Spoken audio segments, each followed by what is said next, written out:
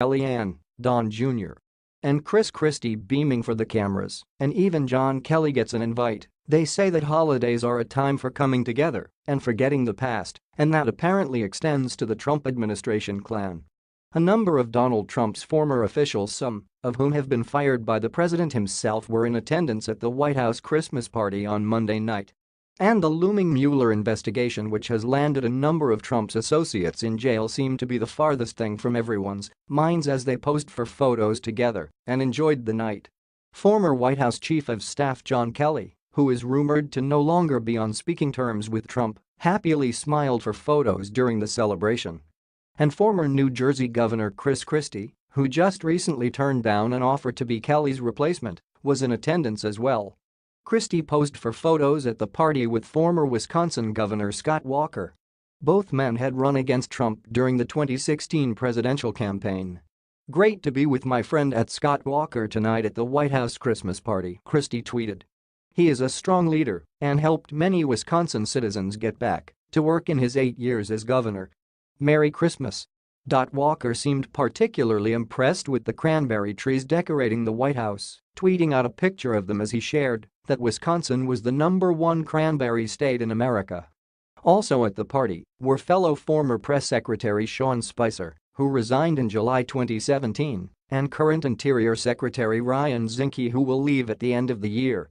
Sebastian Gorka, who was reportedly forced out of his position as deputy assistant to the president last year, took selfies with Ronald Reagan's portrait at the party. There were, of course, current Trump officials getting into the holiday spirit, as well as White House Press Secretary Sarah Huckabee Sanders, Defense Secretary Jim Mattis, and Kellyanne Conway all mingled with guests. Vocal Trump supporters Rush Limbaugh and Diamond and Silk also scored an invite to the party, as did NRA Executive Vice President Wayne LaPierre. Donald Trump Jr. posted a video of himself with the duo, who told the camera that they don't want to hear about what's going on with Trump's money. "His business ain't none of our business," they said, clearly alluding to the ongoing scandal regarding hush money that was paid during the presidential campaign to 2 women who claimed to have slept with Trump. Don Jr. attended the soiree with his girlfriend Kimberly Guilfoyle, who posted a picture of the couple on Instagram. The former Fox News host sported a knee-length long-sleeved black dress for the occasion, nearly matching the sleeveless black dress Melania Trump had chosen for the night. Entertainment for the guests included the Army Choir, which sang Christmas carols, and tables full of holiday treats including eggnog, and even a replica of the White House built entirely out of gingerbread. By the time Christmas Day comes and goes, Trump will have attended 21 Christmas parties for a total of 52 hours, according to New York Magazine. And White House sources have revealed that Trump hates attending Christmas parties as part of his presidential duties, especially when it comes to taking photos and shaking hands. "It's just a lot," one senior White House official told the site. "They're hosting all these people, half of whom they don't know. He just gets impatient. He likes to go. Sitting through things, he gets restless." Another source claimed that what Trump hates about the gatherings are that they were about the holiday rather than himself. "It makes perfect sense because it's not about him," they added. "If it were about him, he'd love it. Christmas is not about him." Sources said Trump absolutely loathed his first Christmas as president when he was introduced to the traditional photo line. The photo line, which presidents have participated in at various degrees since John F. Kennedy's term, requires them to take a photo with every guest in line. It is a process that can take hours and involve a lot of handshaking. "He's kind of a germaphobe," one source said of Trump. "So I heard that was a concern too."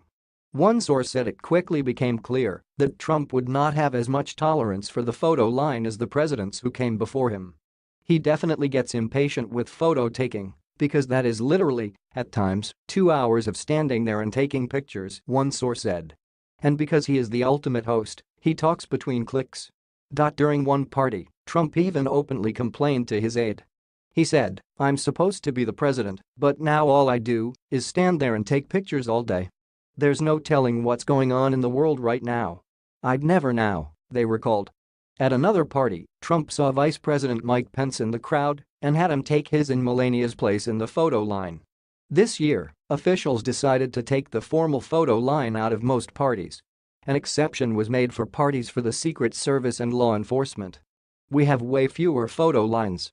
"This year has been much, much better," the senior official said.